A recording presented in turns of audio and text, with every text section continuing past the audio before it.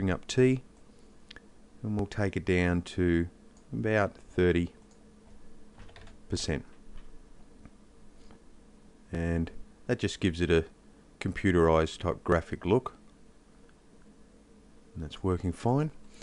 Okay, now let's move on to some animation. First thing we'll need to do is create a new camera.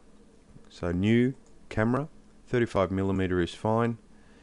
And then we need to create a new null object. And we'll rename this null to cam mover.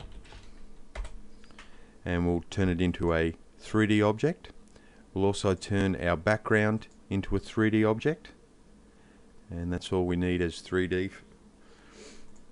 Now, if we take our camera, I'll just bring up my parent column, and we want to parent the camera to the cam mover null object.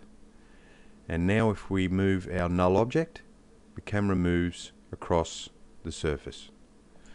So if we position the null over to the left hand side near this window and just bring up P for position, we're going to click the stopwatch to create a keyframe at frame 0, and then we're going to come through to about frame 150, and we're going to move directly across to just past our targets, and then we'll come another to about frame 200, and we'll come past the first target, and then at about frame 225 we'll settle on the second target,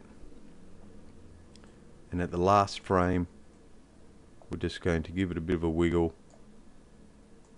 and that'll help it feel a little bit more organic. And we're just going to play that through just to see how it feels. So we scan across,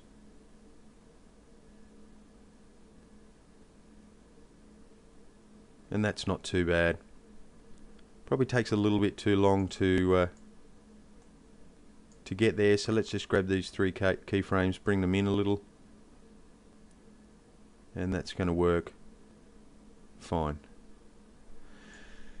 So that's our animation done there. And if we bring up our graphic overlay